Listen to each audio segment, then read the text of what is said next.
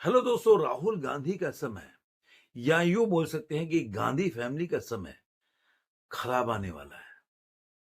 मैं केवल इस मामले में नहीं बोल रहा हूं कि राहुल गांधी चुनाव हार गए या क्या हुआ, या ये भी बात है कि क्या जो नरेंद्र मोदी का जाल है या अमित शाह का जाल है, या बेसिकली मेन आप नरेंद्र मोदी का समझ लीजिए, उस जाल में जो राहुल गांधी हैं या गांधी फैमिली फंसती हुई नजर आ रही है। जब मैं ये बात बोल रहा हूं तो फिर आपके दिमाग में, जहन में ये सवाल उठ रहा होगा कि जो हालिया फिलहालिया जो घटनाएं चल रही है उसके ऊपर बोल रहा हूं। हाँ, ये बोल सकते हैं कि उससे रिलेटेड है, लेकिन पूरी तरह से उस मामले से रिलेटेड नहीं है, या पूरी तरह से वही मामला नहीं है। आप ये समझते होंगे पहले कि चुनाव हार गए, जो महाराष्ट्र का चुनाव है, या आपने हरियाणा का चुनाव देखा होगा, उसके हिसाब से मैं इस वीडियो में इस बात पे कोई भी डिस्कशन नहीं करने जा रहा हूं कि ये वजह है राहुल गांधी के बुरे वक्त आने का। राहुल गांधी ऐसे मामले में जेल भी जा सकते हैं। अब मैं धीरे धीरे आपको इस वीडियो में बताऊंगा कि आखिर बात क्या है। दोस्तों, पहली बार भारत के इतिहास में या पार्लियामेंट्री इतिहास में आपने देखा होगा कि गांधी फैमिली के बारे में या विषय में पार्लियामेंट के अंदर ये आरोप लगाया होगा कि देशद्रोह टाइप का, कि चाहे वो बीजेपी के सांसद हो, उन्होंने इनडायरेक्टली सोरोस का नाम लेकर और इस तरह से राहुल गांधी गांधी फैमिली का रिलेशन जानने का प्रयास किया कि जॉर्ज सोरोस से सोनिया गांधी के क्या संबंध है। इनडायरेक्टली उन्होंने ये बात करने का प्रयास किया। देखिए, ये घोटाला का मामला नहीं है जहां बोलेंगे कि राजीव गांधी के ऊपर घोटाला तो पहले भी लग चुका है। ये पूरी तरह से राष्ट्रद्रोह का मामला है, क्योंकि जॉर्ज सोरोस को जो लोग भी जानते हैं वो ये जानते हैं कि जॉर्ज सोरोस हर वो देश में अपने हिसाब से उस देश की जो सरकार को गिराते हैं, अपनी जो भी उनके मतलब बोल सकते हैं कि एक रबर स्टैम्प या उनके जो मोहरे हैं, वो उस देश के खिलाफ काम करते हैं और उससे वो पैसा बनाते हैं। अब ये बात क्यों कह रहा हूं, धीरे धीरे आपको समझाऊंगा, उसके बाद आपको धीरे धीरे पता चलेगा। आपने देखा कि मैंने बताया आपको कि कैसे पहली बार देश के पार्लियामेंट में ये जॉर्ज सोरोस के और सोनिया गांधी के रिलेशन के ऊपर ये डिस्कशन हुआ। उसके अलावा बाहर सुधांशु त्रिवेदी से लेकर बड़े बड़े स्पोक्स पर्सन ने प्रेस कॉन्फ्रेंस किया और ये सवाल वैसे ही पूछा, एग्रेसिव होकर, कि भाई सोनिया गांधी का जॉर्ज सोरोस के साथ क्या संबंध है। सोनिया गांधी जो उनके जॉर्ज सोरोस की कंपनी है उसमें इतने बड़े पद पे कैसे पहुंची। जो राजीव गांधी फाउंडेशन है उसको जॉर्ज सोरोस कैसे फंडिंग करते। इस तरह की बात पहली बार किया गया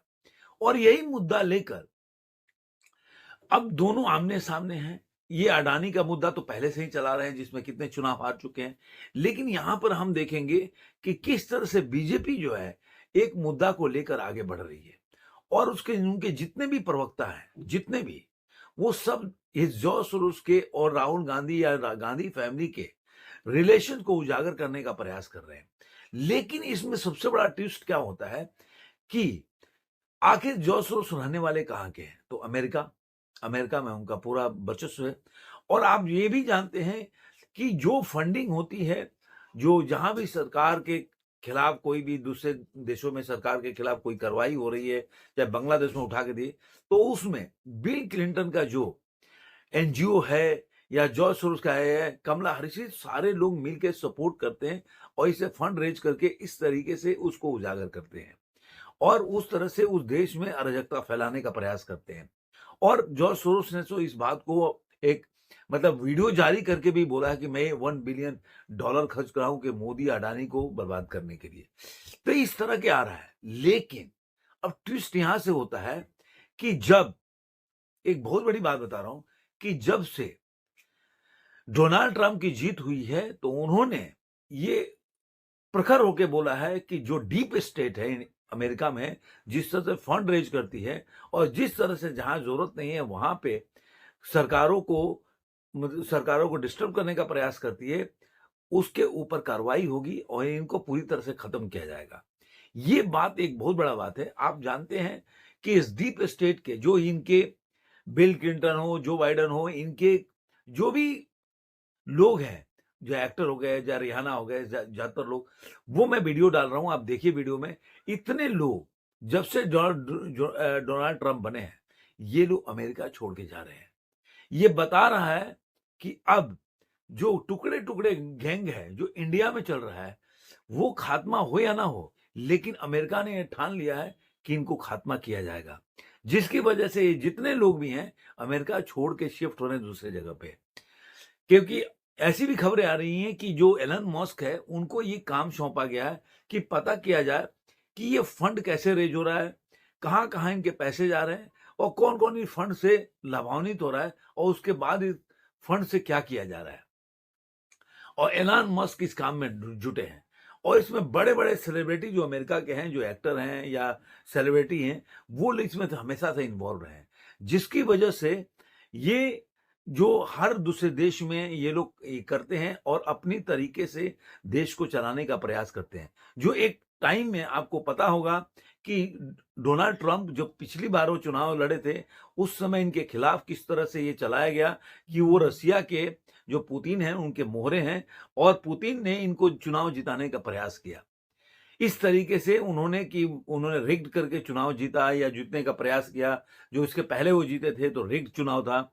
तो अब डोनाल्ड ट्रंप कमर कस चुके हैं, वो समझ चुके हैं कि जब तक इन डीप स्टेट को खत्म नहीं किया जाएगा तो वो भी चैन की सांस नहीं ले सकते और उनकी जो जो बोल सकते हैं कि जो चुनाव प्रक्रिया है उस पर सवाल उठाते रहेंगे, आज नहीं तो कल उनके लिए परेशानी का सबब बन सकता है। इसलिए जो डोनाल्ड ट्रंप है वो इस डीप स्टेट के ऊपर कार्रवाई करने जा रहे हैं। तो ये डीप स्टेट की जब कार्रवाई होगी, जैसे आप देखिएगा ऐसी खबरें भी आ रही हैं कि सोरोस जो है काफी मतलब पैनिक मूड में है और वो घबराए हुए हैं। और यही वजह है कि जब ये कार्रवाई वहां होगी जिस तरह से होगी, और आप जानते हैं कि डोनाल्ड ट्रंप और नरेंद्र मोदी में कैसा रिलेशन है, किस तरह से उनका आपस में बहुत ज्यादा बॉन्डिंग है और डोनाल्ड ट्रंप का हिंदू के प्रति किस तरह का उनका चुनाव प्रचार के दौरान उन्होंने किस तरह से हिंदू के लिए बोला था कि हिंदू के साथ जो भी हो रहा है गलत हो रहा है, मैं हिंदू की रक्षा करूंगा पूरे विश्व में। तो पहले से डोनाल्ड ट्रंप जो है वो पूरे कमर, इसीलिए जो कनाडा के जस्टिन ट्रूडो के बारे में भी उन्होंने एक बात बोल डाली, उनको उनके ऊपर भी उनकी कार्रवाई करने वाले हैं। तो जस्टिन ट्रूडो से लेकर पूरे डीप स्टेट परेशान है और ये जब कार्रवाई शुरू होगी तो राहुल गांधी, जो मैं कह रहा हूं अगर ये बात अगर पार्लियामेंट में हो रही है तो मान के चलिए ये कहीं ना कहीं जो मोदी गवर्नमेंट है ये पहले से इनकी जांच भी कर रही होगी राहुल गांधी या गांधी फैमिली के रिलेशन का। नहीं तो इतना प्रखर होके ये लोग पार्लियामेंट पे इस बात पे या प्रेस कॉन्फ्रेंस करके नहीं बोलते। और ये केवल ये बात बोल नहीं रहे, इसमें बड़े बड़े नेता भी शामिल हैं जो बीजेपी के हैं, जो इस बात को प्रखर रूप से उठा रहे हैं। ये सारी बातें शो करता है कि कहीं ना कहीं इस समय राहुल गांधी की जो स्थिति है धीरे धीरे खराब होती जा रही है। और यही आपको जो हालिया फिलहाल में जो राहुल गांधी की घटनाएं घटी, जो बीजेपी के लोग प्रदर्शन कर रहे थे मक्कर गेट पे पार्लियामेंट के, वहां पे कॉर्डन ऑफ किया जाता है कि अगर कोई मकर गेट पे अगर प्रदर्शन कर रहा है तो दूसरे जो लोग हैं वो साइड से निकल जाए। लेकिन राहुल गांधी जो एक होता है ना फ्रस्ट्रेशन में राहुल गांधी के पास तो मुझे लग रहा है कि एक सूझबूझ नहीं है कि किस परिस्थितियों में कैसे करना चाहिए। और ये एक बोल सकते हैं कि उसमें खुद से फंस गए कि वहां से उन्होंने बीच में से निकलने का प्रयास किया और उसके बाद एरोगेंसी तो है ही, धक्का मुक्की में चोट लग गया। तो ये केस अलग चल रहा है, जो केस के मामले में मतलब मैंने आपको पहले वाले वीडियो में बताया था कि कौन कौन से धाराएं लगाई हैं जिसमें कि राहुल गांधी को 10 साल तक की सजा भी हो सकती है।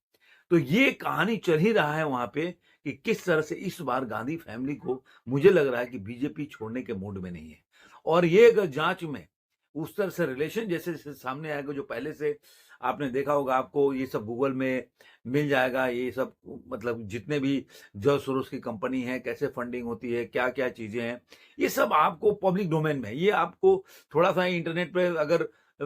थोड़ा सा उंगली फिराएंगे इधर उधर तो सारी जानकारी आपको निकल के बाहर आ जाएगी। लेकिन अब चारों तरफ से बीजेपी जो है गांधी फैमिली को घेर रही है। इस बार नरेंद्र मोदी छोड़ने के मूड में नहीं है, क्योंकि जो एफआईआर जो उन्होंने अमित शाह के बारे में भी जो जिस तरह से जो अम्बेडकर में बयान दिया था, जिस तरह से काट के उन्होंने दिखाया, उसके खिलाफ भी वो लोग बोल रहे थे लीगल जो राय होता है, सलाह वो ले रहे हैं कि कैसे राहुल गांधी को घेरा जाए, कैसे कार्रवाई किया जाए। तो धीरे-धीरे सब बातें सामने आएगी, क्योंकि पहली बार जब उन्होंने चुनाव के दौरान उन्होंने उनके आरक्षण के रिजर्वेशन के ऊपर बात को उन्होंने काट के दिखाया था, तो उस समय इन्होंने छोड़ दिया था। लेकिन इस बार वो लोग कानूनी सलाह भी ले रहे हैं और देखना चाहते हैं कि क्या-क्या राहुल गांधी के पास कार्रवाई हो जाएगी। तो देखिए राहुल गांधी पे पहला, एक तो उनका जो चोट लगा है प्रताप सारंगी का और मुकेश राजपूत के ऊपर, वो जो उनको चोट लगा है उसके वो तो एक एफआईआर दर्ज है। डीप स्टेट का उनका रिलेशन क्या है, उस पे जांच चली रही है। और तीसरा, जो अमित शाह के जो भी वीडियो हैं, जिस तरह कट करके दिखाया गया है, वो एक अलग मुद्दा बनेगा। तो आने वाले दिनों में होने वाला है, बहुत बड़ा कुछ होने वाला है, ऐसा मुझे लग रहा है। तो देखते हैं क्या राहुल गांधी जेल जा सकते हैं क्या इस मामले में। और दोस्तों, अगर अभी तक आपने मेरे चैनल को सब्सक्राइब नहीं किया, तो सब्सक्राइब जरूर करें और सगे संबंधियों वीडियो को लाइक करें, शेयर करें और कमेंट करते रहें। आपको वीडियो अच्छा लगता है तो कमेंट बॉक्स में जरूर कमेंट करिए। धन्यवाद।